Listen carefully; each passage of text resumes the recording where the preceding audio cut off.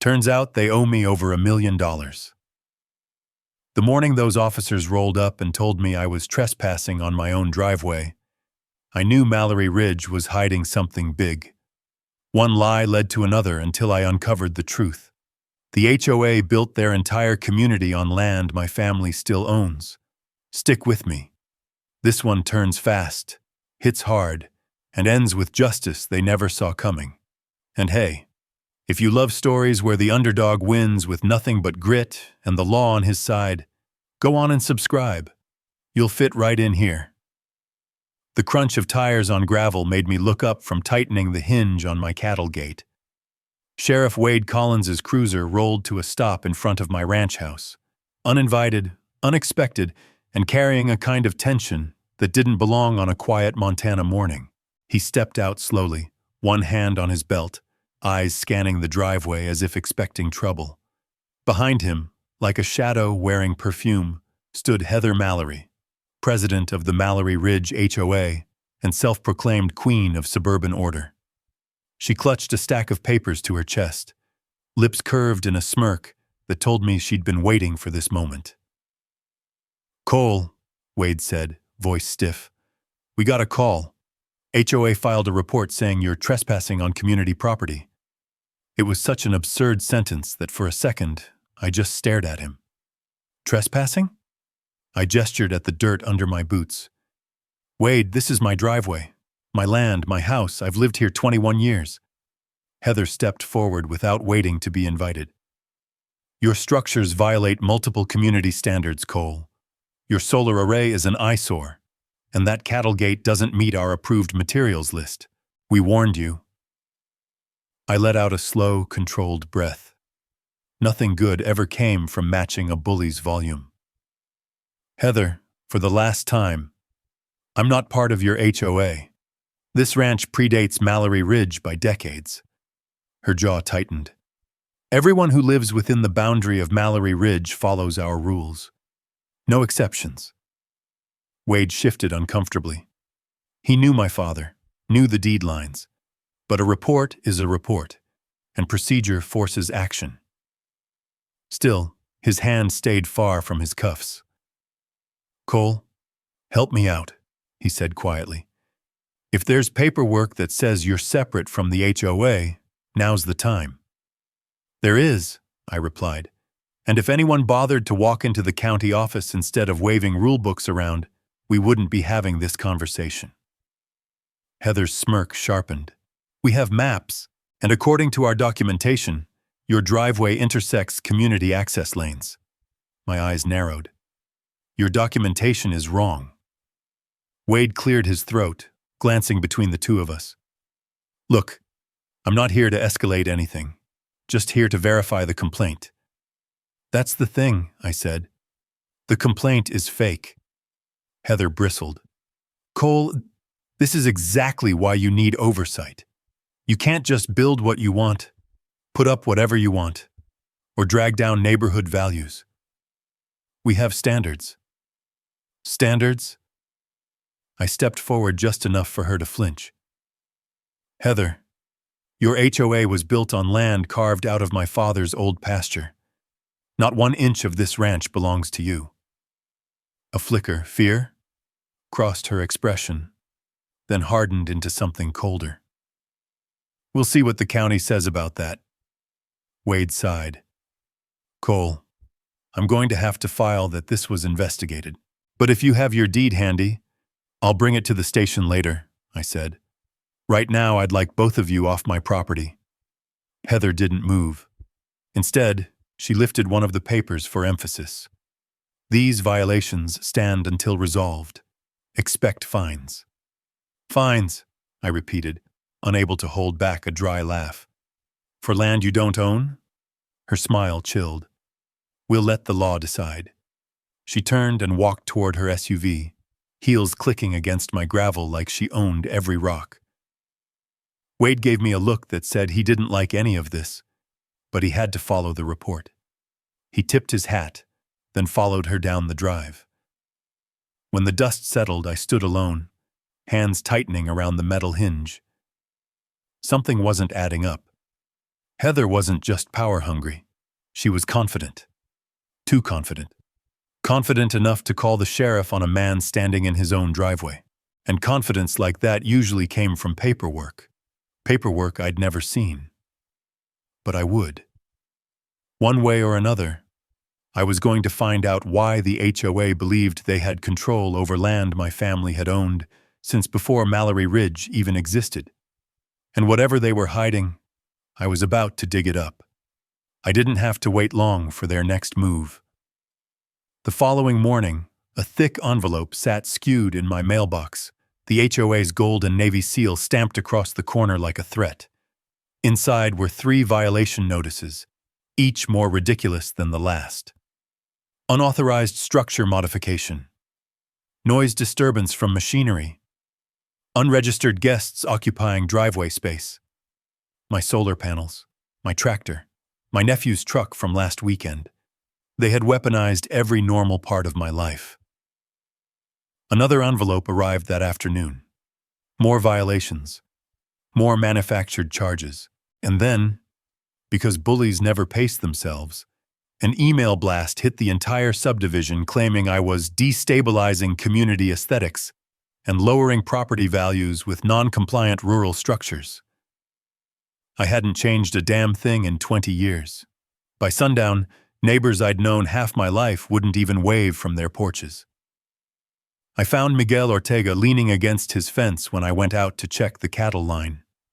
He watched me approach, then shook his head with a weary kind of sympathy. "She's coming after you hard," he said. "Same way she came for the Turners and the Bowdens. Those folks didn't fight back. That's why they're gone." Gone. As in sold their homes, packed their lives, and left because they couldn't stand the harassment anymore. "What's her angle?" I asked. Miguel's eyes tracked the ridge behind Mallory Ridge, where rooftops cut across the horizon like a row of teeth. "Power," he said, "and the board lets her get away with anything. She'll drown you in paperwork until you break or bend." I didn't bend easily. Heather hadn't figured that out yet. I walked back to the house and found another notice taped to my front door. Hand-delivered. It accused me of installing a non-permitted agricultural barrier. My cattle gate. The gate that had been there since before the subdivision was even planned. That was when anger gave way to something sharper. Strategy.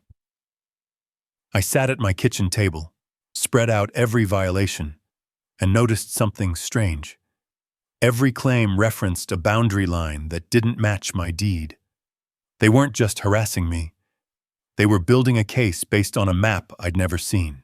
A map that implied my driveway, workshop, and pasture sat inside their jurisdiction. I grabbed my keys and left the paperwork scattered like confetti across the table. Before I could fire up the truck, another figure appeared in the driveway, Miguel again, jogging over with a folded paper in hand. "You should see this," he said. His voice carried the urgency of a man who'd seen this play out before. It was a community alert sent through the HOA app, something I wasn't even supposed to have access to. There it was, a message from Heather claiming I was refusing lawful compliance and posing risks to neighborhood cohesion. There was also a poll asking residents whether the HOA should seek county enforcement assistance to deal with me. I stared at the message, jaw tightening. "She's trying to isolate you," Miguel said. "Once the neighborhood turns on you, she'll try to force you onto their jurisdiction. It's how she cornered the Turners." My pulse thumped once, hard. "She can try," I muttered, "but she's going to regret it." Before Miguel walked away, he said something that stuck to my ribs like a warning. "Be careful, Cole. Heather doesn't come after people unless she thinks she already has something on them." That was the part I couldn't shake. Her confidence. Her certainty. The way she stood behind Wade this morning, like she owned not just the subdivision, but this ranch.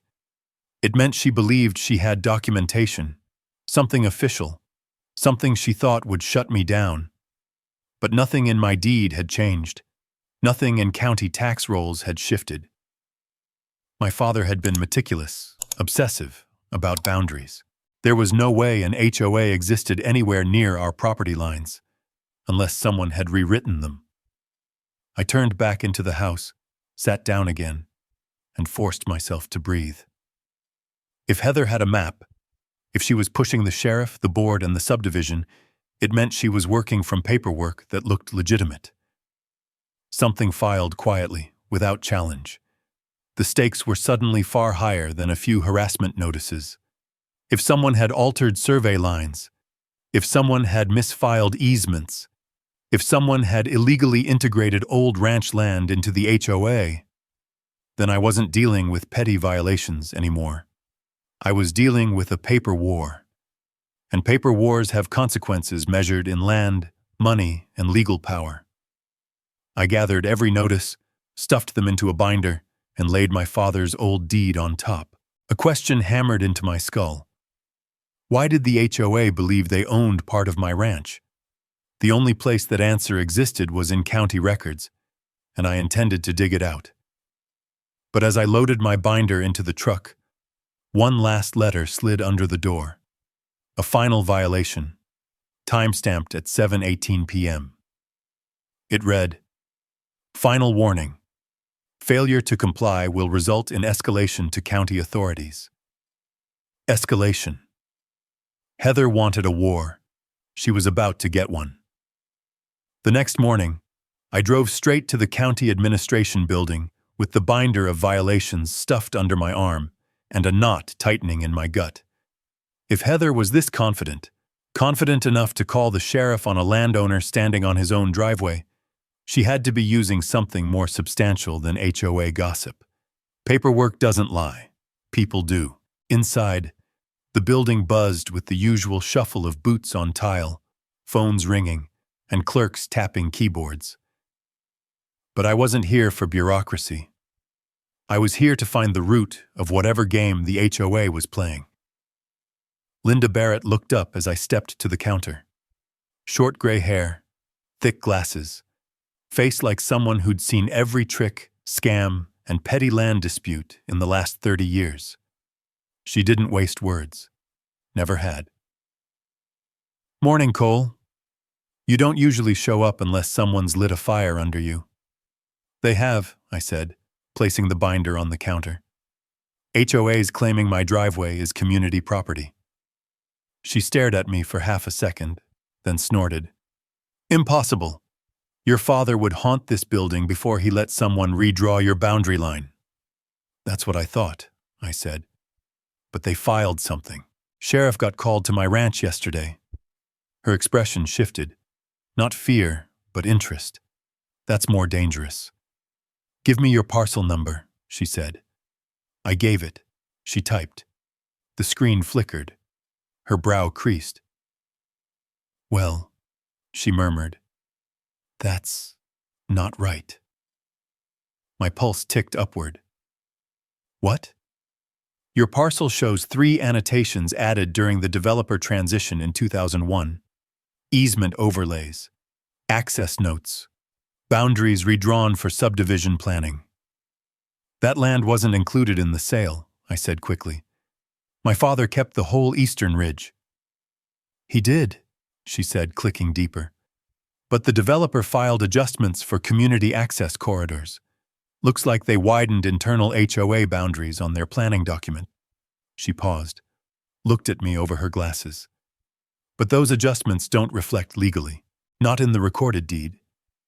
So the HOA is using a planning map, not the actual legal one." "Seems that way." She pulled up a scanned page. "And here's something else." She tapped the screen. My stomach dropped as I saw it.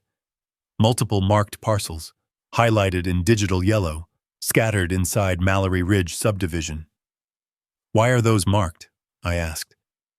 "Because," she said slowly, "they belong to you." "What?" "Your father retained them. Strategic ones, too. Trail entrance, drainage basin, common pavilion pad, even the mailbox cluster." I stood silent for a full breath as heat crawled up the back of my neck. Heather wasn't just reckless. She was blind.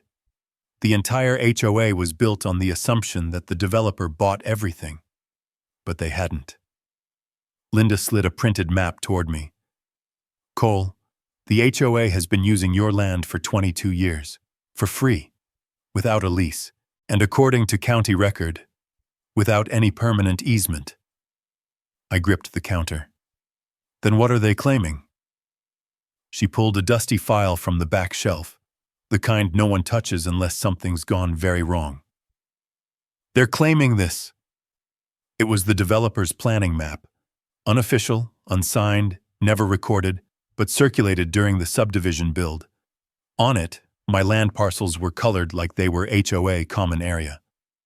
This map, she said, is worthless legally, but if the HOA's been using it as gospel, it explains their confidence. Suddenly, Heather's smugness made perfect sense. She truly believed she had jurisdiction over me, because the HOA had been operating off a fake foundation from day one. And if I challenge this, I asked quietly, what happens? Linda leaned in. If you challenge it, they'll be forced to defend 20 years of unauthorized land use, and that is a mess most HOAs can't afford. A surge of heat pulsed in my chest, anger and clarity mixing into something sharp. The stakes had just skyrocketed. I looked at the map again, then at the binder in my hands. Print everything, every parcel file, every easement, every reference to my land. She nodded, already pulling paper from the machine. Thought you'd say that.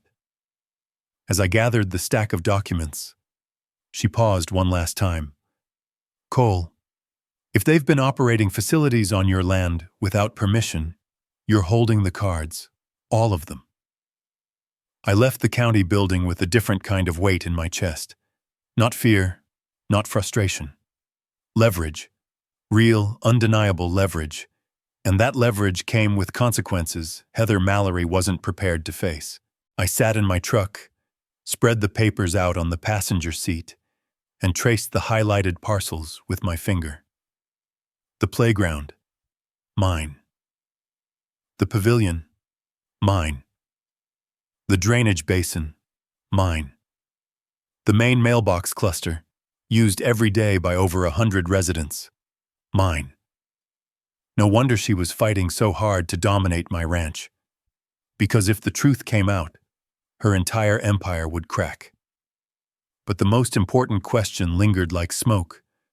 Why had no one noticed these parcels were still in my family's name? Either the HOA had never checked, or they checked and chose to ignore it. Neither option worked out well for them now. I gathered the papers, turned the ignition, and headed home with one thought pounding through my skull. Heather thought she owned me. She didn't realize I owned pieces of everything she controlled. And the moment I showed her that truth, the ground under Mallory Ridge was going to shift. Hard. I didn't waste time. The next morning, I called Tommy Reed, one of the most respected surveyors in the county. He'd worked with my father years back. He knew our land, knew our boundaries, and most importantly, knew how to make legal lines impossible to argue with. He showed up before noon in a dust-covered pickup, GPS gear stacked in the bed. "Heard you stirred something up," he said. "Linda called me last night.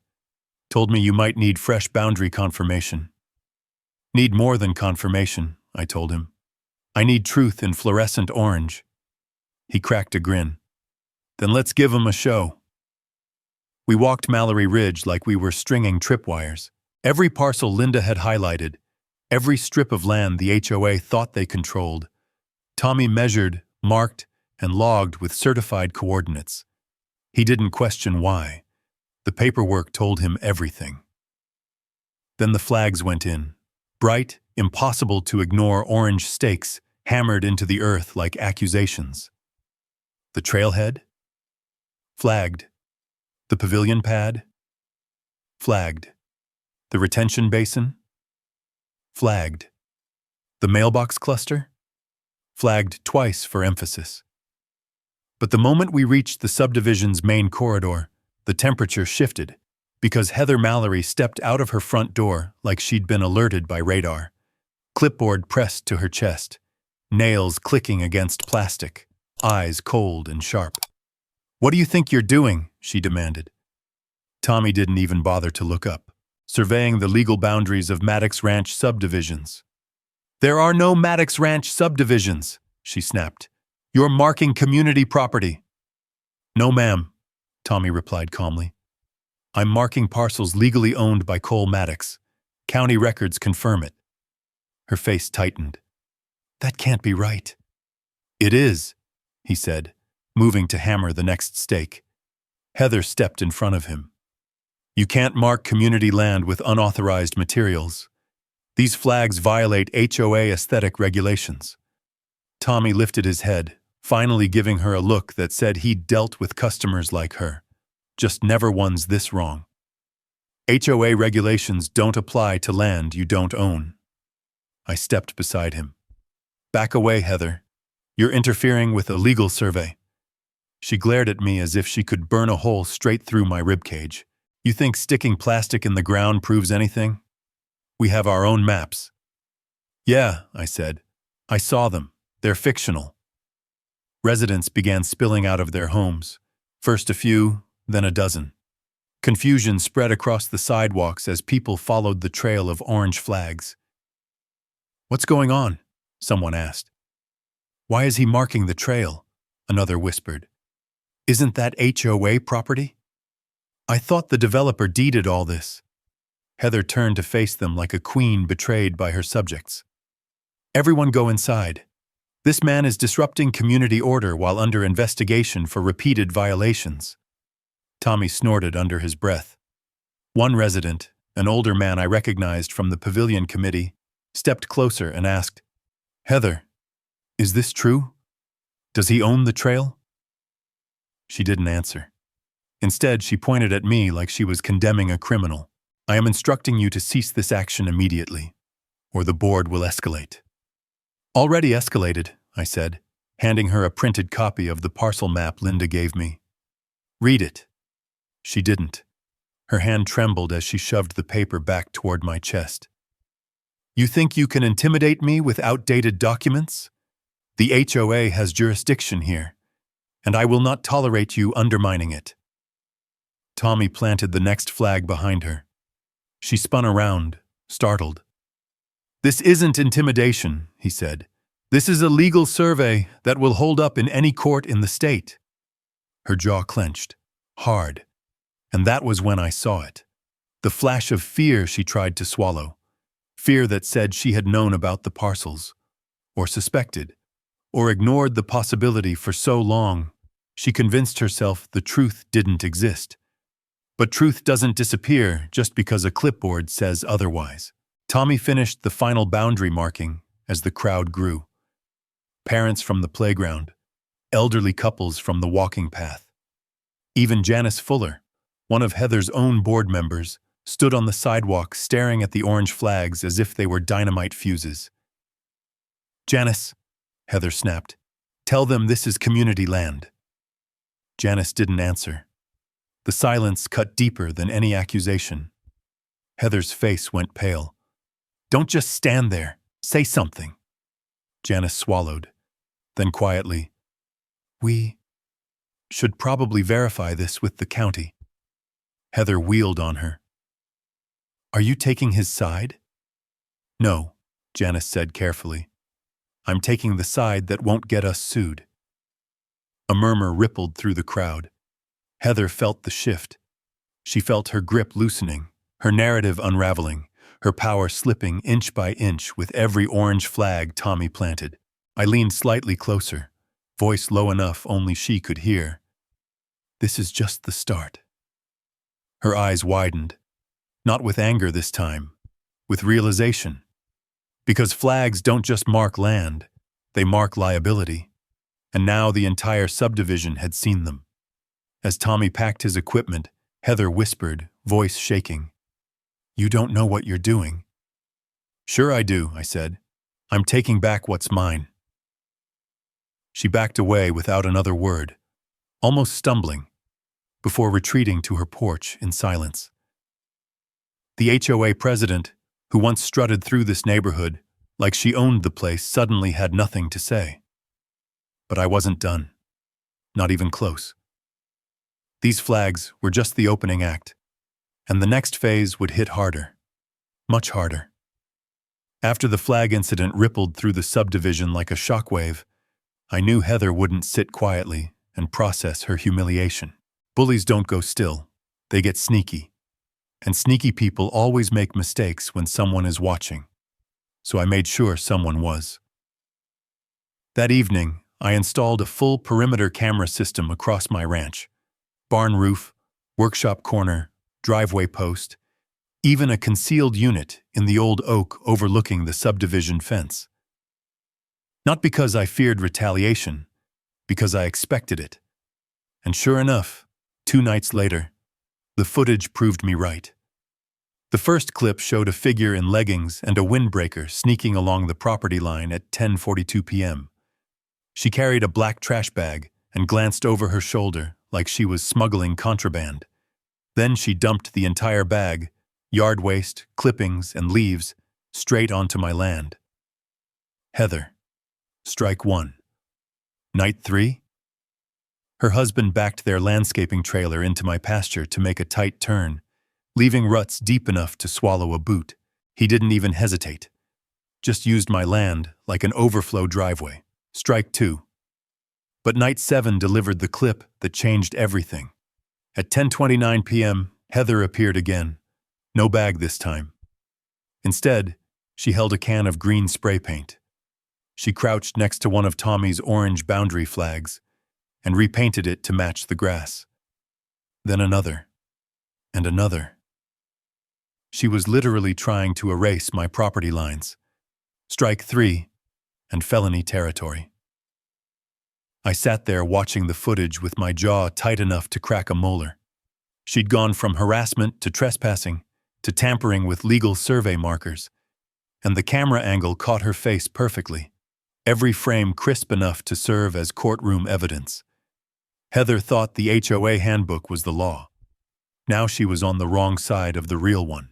The next morning, I walked toward the mailbox at the exact time I knew she went out for her daily routine of grabbing HOA letters and cataloging the world's imperfections. She stiffened when she saw me, just for a fraction of a second. But that was all I needed. "Morning, Heather," I said casually.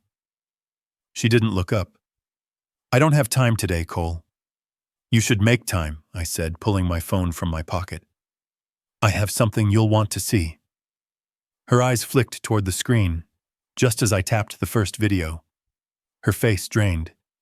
There she was, in full color, repainting my survey markers like a teenager caught tagging a stop sign. Her lips parted. She stumbled back half a step. You can't record people like that," she stammered. "It's on my land," I replied. "You stepped onto it without permission, multiple times, including after dark."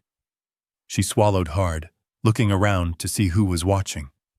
A couple of residents stood near the mailbox cluster, curiosity rising like heat off pavement. "Delete it," she whispered sharply. "Now." "No," I said, "but I will be making copies." She tried to recover her composure, but the cracks showed. "You're harassing residents," she hissed. "I'll file a restraining order if you keep approaching me." "I walked to get my mail," I said calmly. "You walked into my property at night with spray paint." "You can't prove that's me," she burst out. I played the section where she looked directly at the camera. Neighbors froze. Heather froze. The world held its breath. I ended the video and slipped the phone back into my pocket. "This stops now, Heather." She grabbed her mail with trembling hands and hurried off without another word, but her silence meant nothing. People like her never stop. They regroup, they plot, they escalate. So I escalated too. That afternoon, I printed every clip, timestamp, and location ID. I labeled a binder, "Unauthorized Activity, Evidence Log."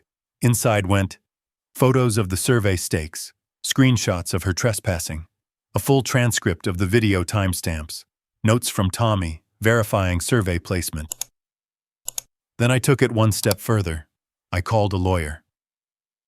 Grace Holloway answered on the second ring. Efficient, composed, a voice like someone who enjoyed the sound of justice tightening around someone's neck.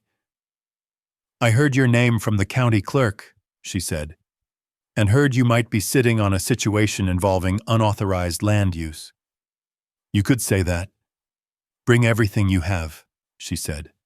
"Tomorrow morning, 9 a.m. I dropped the binder onto my table with a heavy thud, the sound of a turning point.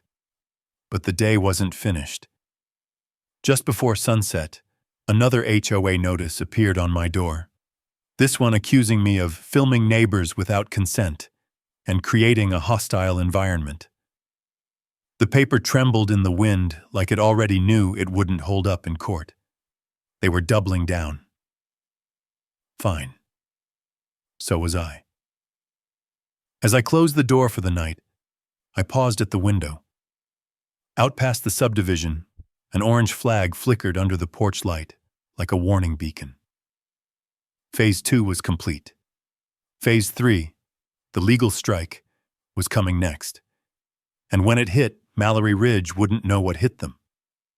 Grace Holloway's office was tucked into a renovated feed store on Main Street, small, quiet, and dangerously efficient. I walked in at 8:58 a.m. with the evidence binder under my arm. She was already waiting, sleeves rolled up, coffee untouched, eyes sharp with focus. "Let's see what you've got," she said. I slid the binder across the desk. She opened it like she was cracking the spine of a case she already planned to win. She didn't skim. She consumed. Every timestamp, every frame, every map, every flagged parcel. By the time she closed the binder, her expression had shifted from curiosity to something much colder, something that made the hairs on my arms rise. "Cole," she said, "what the HOA has been doing to you is not only harassment, it's legally reckless." "That's what I figured." "Oh, it's worse." She pulled my father's old deed from the file and placed it beside the county parcel reports Linda printed. "These documents show your land never transferred, not even provisionally. That means every structure they've built, every trail they've promoted, every mailbox they've installed on your parcels." "Unauthorized," I said. "Unauthorized," she echoed. "And vulnerable to restitution claims." She opened another page. "But here's the part that concerns me most. The developer created a temporary easement for construction staging back in 2001. It expired in 2017. She tapped the date with her pen. Expired. Never renewed. Never extended. Never replaced. I leaned forward. Let me get this straight. The HOA has been treating my land like community space for 22 years, and the only easement they ever had ended 6 years ago? Correct. She clicked her pen. Meaning every year since 2017 they've been in violation of county code.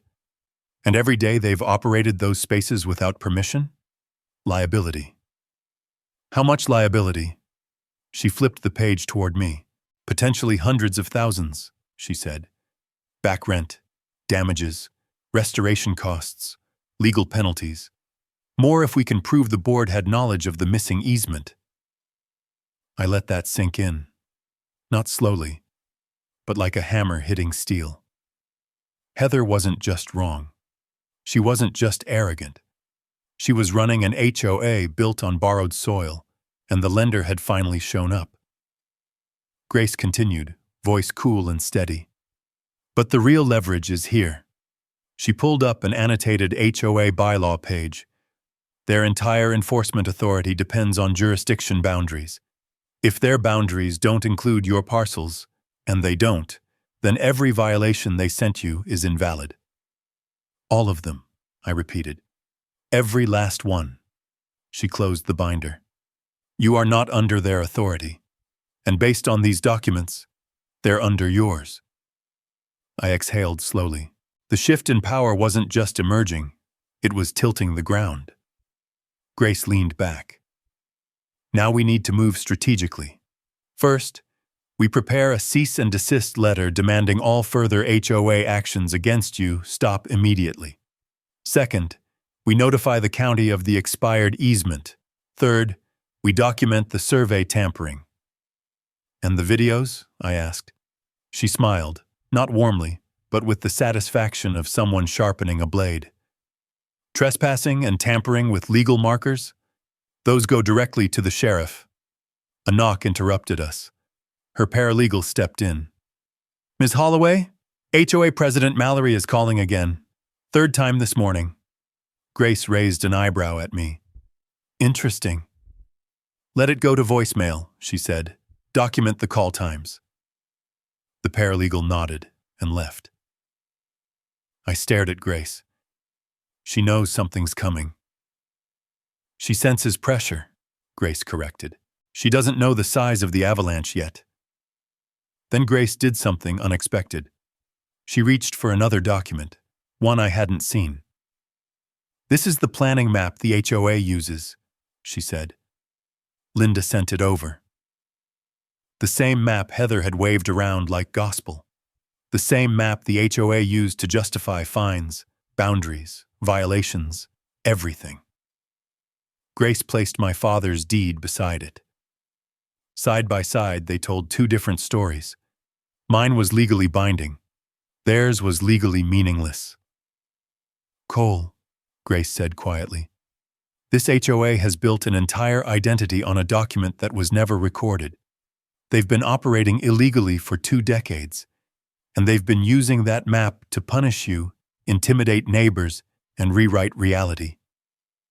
I stared at the 2 pages, my deed, solid and indisputable, their map, flimsy and fraudulent. Then it's time to give them a new reality, I said.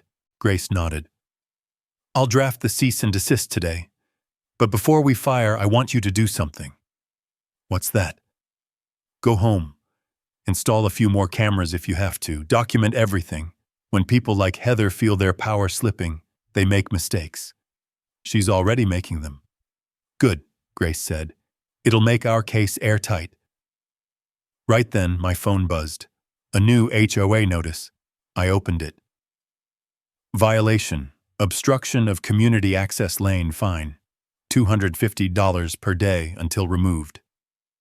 The obstruction was my cattle gate. Grace looked over my shoulder. Send that to me. I forwarded it. She scanned it once, set it on top of the binder, and said, This was their last mistake, Cole. What do you mean? She met my eyes. Because now they've crossed into fraud. My pulse tightened. Fraud? Yes, they knowingly enforced rules over land they do not own, using jurisdiction they do not have, and demanding payment they are not entitled to. That is fraud. I let out a slow, hardened breath. So what happens next? Grace closed the binder with a decisive thud. Next, we pull the pin on this thing. Phase 3 wasn't coming anymore. It had officially begun. Grace's cease and desist letter went out that afternoon. Certified mail, email, and a direct copy to the county attorney. It stated, in the cleanest legal language possible, that the HOA was to halt all enforcement actions against me immediately. Any further interference would be considered willful harassment, fraud, and illegal encroachment on private property. Most people would back off at that point. Heather Mallory wasn't most people. By the next morning, 3 more violation notices were taped to my gate. Same smug formatting, same fake authority, same escalating threats. She wasn't slowing down. She was panicking, and panic always leaves a trail. Miguel Ortega showed up just after sunrise, hands in his jacket pockets, expression tight. He'd lived in Mallory Ridge longer than anyone except the original developer. Cole, he said, you should see this. He handed me a folder. Worn edges, wrinkled corners, years of being shoved in drawers by a man who never expected it to matter again. Inside were HOA letters, dozens of them. Every single one signed by Heather. Every single one baseless or retaliatory. You kept all this? I asked. Miguel nodded. She fined me because my shed wasn't architecturally harmonious. Told me my wife's rosebush was a hazard. Said my blue front door was lowering home values. I nearly lost my mind.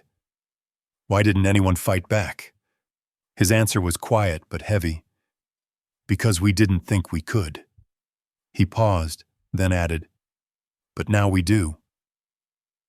Before I could respond, Janice Fuller, a retired teacher known for never backing down from anyone, walked up my driveway carrying a binder thicker than mine. Heather bullied my daughter the first month we moved in, Janice said. Told her sidewalk chalk wasn't allowed because it made the neighborhood look impoverished. I recorded every meeting after that. She tapped the binder. Everything she's ever said on record is in here. Janice, this is gold. No, she corrected. This is the rope she hung herself with.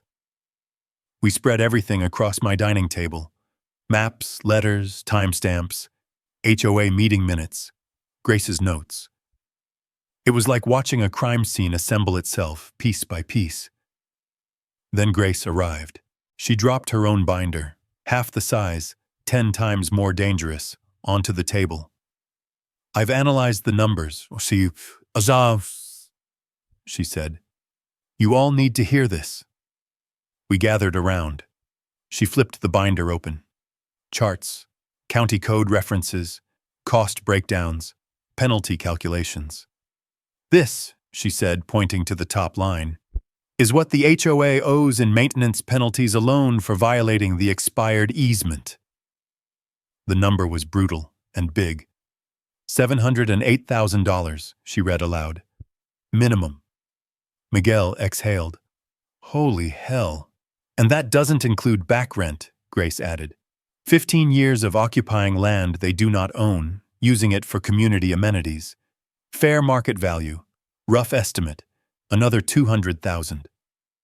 Janice put a hand to her mouth. They'll go bankrupt. Grace shook her head. Not yet. That's only if Cole chooses to enforce everything. She turned to me. And you could. You legally could.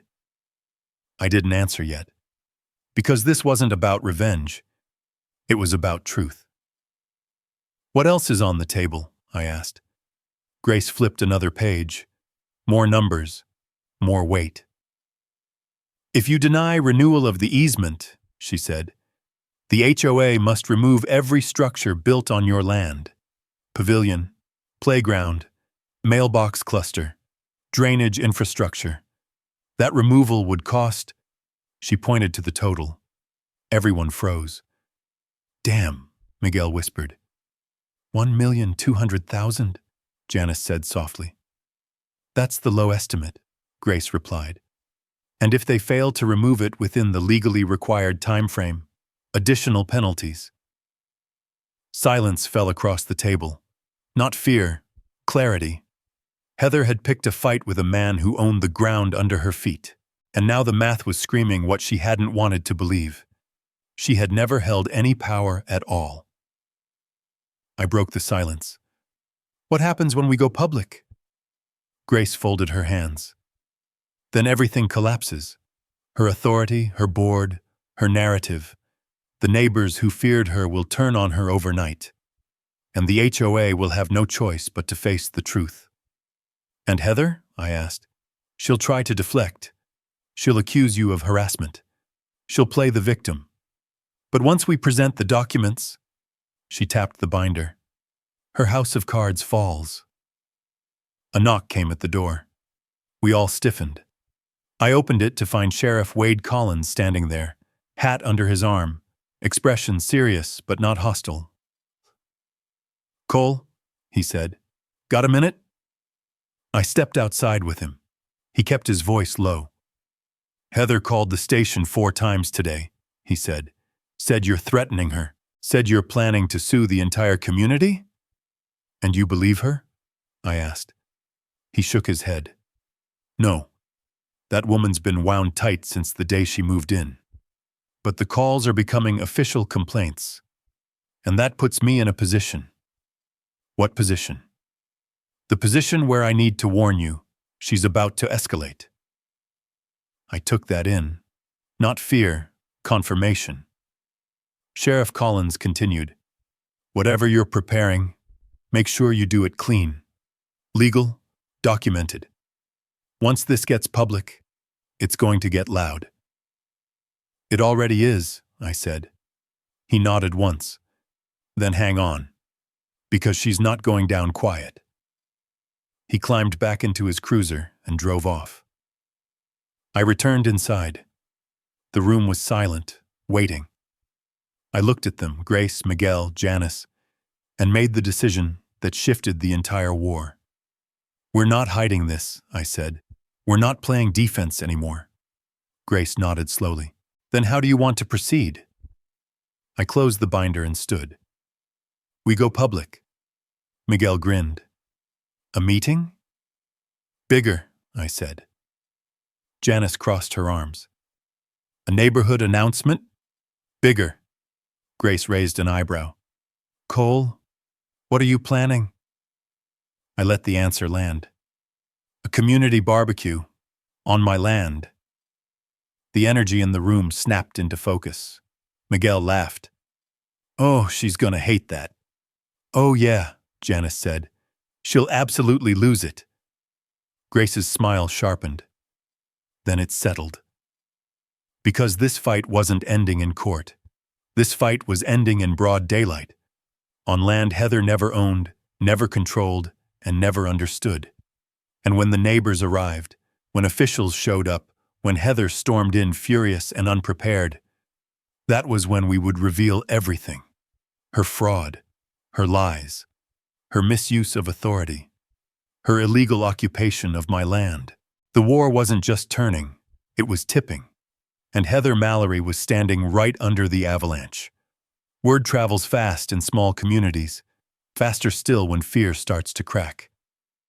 By Friday afternoon, nearly every household in Mallory Ridge had heard the same phrase whispered through backyards, text threads, and front porch conversations.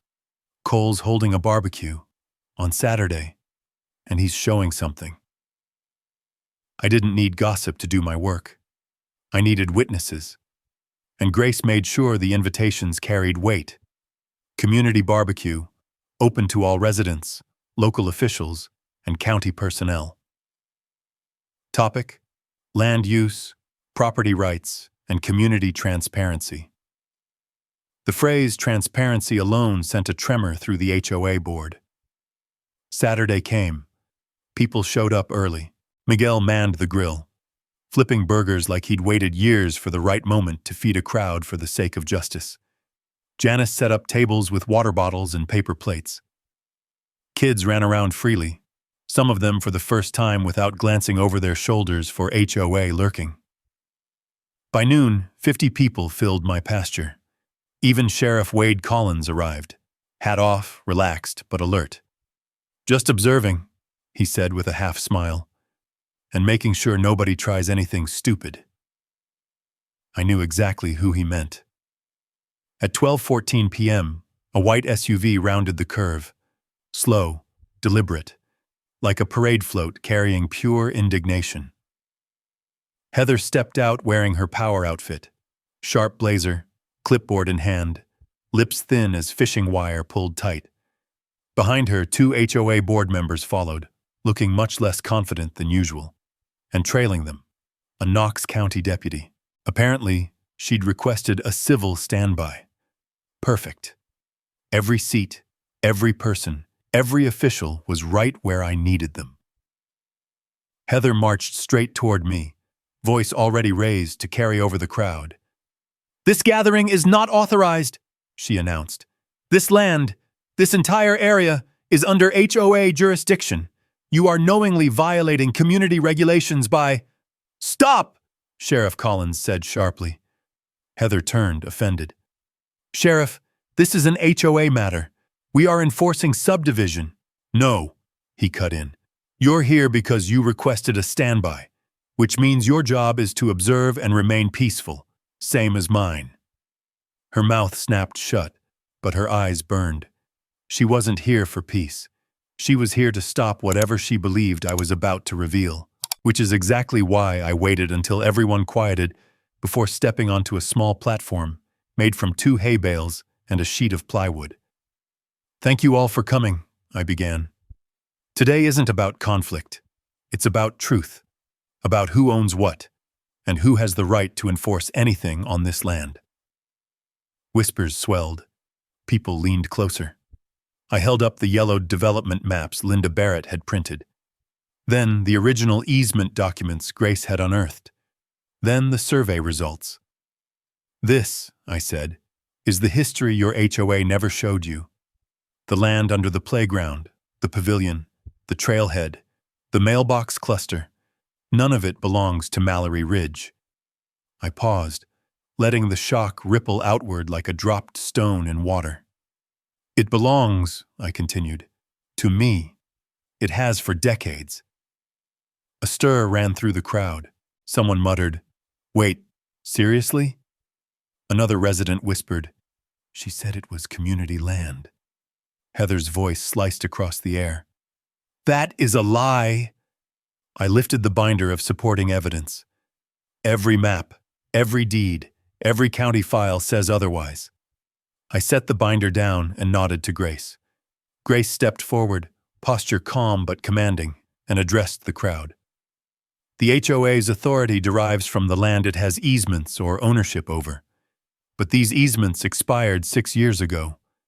The HOA has been operating community facilities illegally, spending resident money on property that was never theirs." Gasps. A few curses. A man in the second row shook his head slowly. "But that's not all," Grace continued. "By failing to maintain these facilities according to the original agreement, the HOA owes over $700,000 in penalties. And if Cole chooses not to renew the easement, the HOA will be legally required to remove every structure within 60 days. A stunned silence fell. Even the children stopped moving. Heather finally snapped. "This is harassment!" she shrieked. "He's making false claims, fabricated documents. He's threatening this community." I reached into my pocket. "Then let's talk about threats." I tapped my phone screen. A small portable speaker projected the video onto a nearby TV monitor. Footage appeared. Heather dumping yard waste. Heather trespassing with a flashlight. Heather repainting survey flags. Her face illuminated, unmistakable. Gasps turned into outrage. Someone whispered, "She did that?" Another resident said, "All this time she blamed others." The HOA deputy looked at Heather in disbelief. Sheriff Collins folded his arms. Heather's face went white. "This is taken out of context," she insisted, but her voice cracked. This is manipulated. This is illegal surveillance." "It was filmed on my land," I said quietly. "You walked onto it. You tampered with legal markers. You trespassed." "We need to investigate this further," Sheriff Collins said calmly. "But the footage looks authentic." Heather spun toward the crowd, desperation crawling up her neck. "He's lying. He's trying to tear apart everything we built here." "No," Janice Fuller said, stepping forward. "You did that. One rule at a time, one family at a time, one abuse of power at a time." Miguel joined her. "We all stayed quiet because we thought you had authority. Turns out you didn't." Residents murmured, some nodding, some angry, some shaken. I took a step back, letting the truth sink in.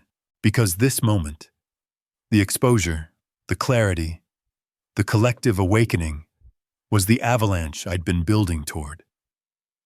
Heather tried one last time to assert control. "I demand," she said, shaking, "that this gathering disband immediately.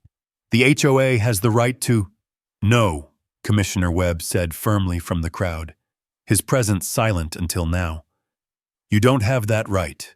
Not here, not today, and according to these documents, not ever on this land." Heather's jaw dropped.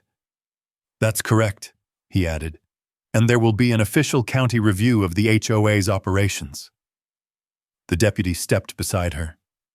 "Ma'am, I think we're done here." Residents slowly turned their backs on her. Not yelling, not gloating, just done. And for someone like Heather Mallory, that quiet rejection was harsher than any courtroom verdict. The HOA president who once ruled the subdivision with fear now stood alone in a sea of people who finally saw the truth. She backed away, shaky, humiliated, her voice barely a whisper. "This isn't over." But everyone knew it was. The barbecue had cracked Heather's authority. What happened the next morning shattered it. At 8:17 a.m., my phone vibrated with 3 messages from neighbors. "Emergency HOA meeting. Heather's losing it. She's trying to spin everything you showed yesterday. You should hear what she's saying." I didn't need to attend. Witnesses were already inside. But Grace insisted. "Go. Stand in the back. Say nothing. Let the truth collapse on her." So I did. The HOA community room, built illegally on my land, was packed wall to wall. Residents who used to whisper now spoke openly. People who once feared Heather now glared, murmured, folded their arms. Heather walked in late, a stack of papers clutched like a lifeline. Her posture was tight, her jaw locked, her eyes red-rimmed from a night of frantic damage control. She slammed the papers on the table. "Everything you saw yesterday was doctored," she announced. "The deeds, the footage, the survey, it's all falsified to attack me and destabilize our community." The room buzzed, not with agreement, but disbelief. Janice Fuller stood up immediately. "Are you calling the county clerk a liar? Or the surveyor? Or the attorney who presented everything in front of elected officials?" "That attorney is in on it," Heather snapped. Gasps. Eyes widened. Someone whispered, "She's finally cracked." Miguel stood next, calm but firm. "You harassed families for years. You fined people for having flowers. You lied to us about land ownership. Now you're trying to paint yourself as a victim?" Heather's voice wavered. "I acted within my authority as president of this HOA." A voice boomed from the side of the room. "You never had that authority." Commissioner Webb stepped inside with Supervisor Martinez at his side. Conversations died instantly. Heather's face drained. Webb continued. "We reviewed the documents presented yesterday. Every one of them checks out. The HOA has been operating facilities on private land without permission, violating multiple county regulations." Her board members shifted in their seats, looking like children waiting for detention slips. "And," Martinez added, "the county is opening a formal investigation into financial misuse, unauthorized improvements, and fraudulent representation of land rights." Heather's breath hitched. You can't do that." "We already have," Webb said, "and since you filed multiple false complaints with law enforcement, those cases are under review as well." Heather wilted into her seat.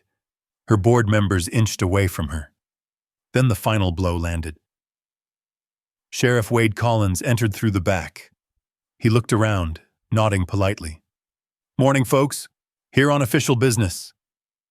Heather visibly brightened, until Collins walked right past her and approached me instead.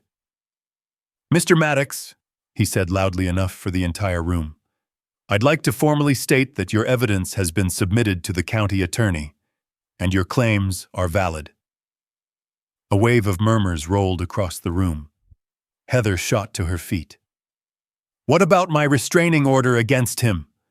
Collins shot her a look that could freeze fire. "The judge reviewed your petition," he said. "It was denied, and upon further examination, your statements raise concerns about malicious intent." Heather swayed like the floor had shifted. Martinez stepped forward with the dry tone of someone delivering administrative death sentences. "Effective immediately, the county recognizes that Mallory Ridge HOA is in breach of multiple contractual obligations and may no longer enforce rules pertaining to land not under its legal control." Heather whispered, No, that's not," the developer said, but nobody listened. Her reign wasn't slipping. It was over. And then the collapse hit its breaking point. Janice pulled a folder from her bag. "I have something else." She handed it to Supervisor Martinez. Inside, screenshots of emails, messages, meeting recordings, and the private Facebook posts Heather wrote smearing neighbors, including several racist, classist, and disparaging remarks about residents' families. The room erupted. Heather tried to speak, but the outrage drowned her out. "You targeted us. You lied to us. You threatened our kids. You stole our dues. You abused your position." Collins finally raised a hand. "Enough." Silence. He turned to Heather. "Ma'am, you need to step outside with me." "What? Am I under arrest?" she panicked. "For the moment, no," he said calmly. "But we need to document statements and confiscate HOA records pending investigation." Her mouth fell open. Her legs buckled. 2 board members immediately placed a letter on the table. Their resignation letters. Then 3 more. Then 4. Heather stood alone, trembling, surrounded by people who once feared her but now saw her exactly as she was, small, desperate, and completely powerless. She whispered, barely audible, "You'll all regret this." Supervisor Martinez spoke firmly. "No, Ms. Mallory. We regret letting you go unchecked for this long." The meeting adjourned in chaos, tears, and relief. But one sound lingered with perfect clarity. Heather leaving the building, escorted by Collins, her clipboard hanging useless at her side like a badge she no longer had the right to carry. Mallory Ridge HOA hadn't just cracked. It had imploded. And now, finally, the pieces could be rebuilt. Without her. The days following the HOA collapse moved fast. Faster than I expected. Faster than anyone in Mallory Ridge could keep up with. But for the first time since this whole war started, the momentum wasn't working against me. It was clearing a path. By Monday morning, Heather's resignation hit every inbox in the subdivision. It wasn't emotional. It wasn't apologetic. It was 2 lines. "Effective immediately, I resign as president of Mallory Ridge HOA. Further communication will be handled by the remaining board." No signature flourish. No attempt at control. Just an exit. And a quiet acknowledgement that the power she clung to had evaporated. The remaining board, what was left after the mass resignations, scheduled an open meeting at the community center. For the first time ever, they invited me, not to accuse me, not to interrogate me, but to negotiate. A strange feeling, walking into a building constructed illegally on my own land, this time welcomed rather than threatened. Grace walked beside me. Sheriff Collins attended as a neutral observer. Miguel and Janice followed, representing the community's voice. The board members looked drained, exhausted, humbled. Gone was the arrogance. Gone was the fear-driven authority they used to hide behind. They looked like people who had just realized how much damage one leader had caused under the guise of rules. Janet Morrison, the retired teacher with the backbone of steel, opened the meeting. "Mr. Maddox," she began, "the community owes you an apology, a sincere one. What happened under Heather's leadership should never have been allowed, and we'd like to make things right." I nodded, not letting the moment drag. "I'm open to a fair agreement." Grace placed a folder on the table. "Here are the proposed terms. A 10-year renewable lease, $2,000 a month, HOA responsible for all maintenance, safety compliance, and structural upkeep. A new oversight clause preventing any enforcement beyond their legal boundaries. No more abuse. No more invented rules. No more unchecked authority." Janet read every line carefully, then looked up. "This is fair," she said. "More than fair." Another board member added, "It protects everyone, including us." They signed. I signed. And the moment the ink dried, Mallory Ridge officially acknowledged something they had fought tooth and nail to deny. They lived on land built on agreements they never owned. And now, those agreements were finally honest. But the victory didn't feel like fireworks or fist-pumping. It felt like silence. The good kind. The kind a man earns. Over the next few weeks, the transformation spread like sunlight through a cracked barn door. Miguel replanted his garden the way he wanted. Bold, messy, alive. Janice brought her grandkids to the playground without flinching at the thought of a citation. The Johnson kids rolled out their basketball hoop again, bouncing the ball freely instead of in secret. The fear that once hung over the subdivision evaporated. People waved again, talked again, smiled again.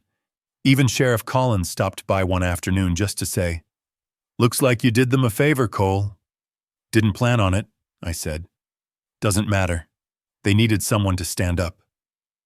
Maybe so, but I didn't do it for applause. I did it because a man's land is more than dirt and fences. It's history. It's dignity. It's the one thing no one gets to claim except him. And the lease payments? I didn't pocket them. Instead, I founded the Maddox Trades Scholarship, $5,000 a year for a local kid going into electrical, plumbing, carpentry, or agriculture programs. Exactly the kind of practical backbone rural Montana needs. When I announced it publicly, people clapped. But one face stood out, Miguel's nephew, eyes wide, hopeful, shocked. "You're helping people," Miguel said quietly afterward. "Nah," I replied. "Just repurposing HOA money for something that actually matters." And then came the final moment that sealed everything in place. A month later, I stood at my fence line, watching the sunset, lean across the land my father and grandfather once walked. The cattle gate Heather tried to regulate creaked softly in the wind. The solar panels she wanted removed gleamed with quiet defiance. Everything was intact. Everything was mine. Justice hadn't come with shouting. It came with proof, with patience, with the law. And sometimes the strongest victories aren't loud. They're the ones that leave a community better than it was before. As the last light faded behind the ridge, I tipped my hat and whispered to myself, "It's settled. Finally settled." And this time there was no one left to argue. If you've ever stood your ground against unfairness, drop a simple yes in the comments so folks know they're not alone out here. Justice only works when ordinary people refuse to be pushed off their own dirt. And if you want to ride along for more real Western stand-your-ground stories, go on and subscribe. I'd be glad to have you back.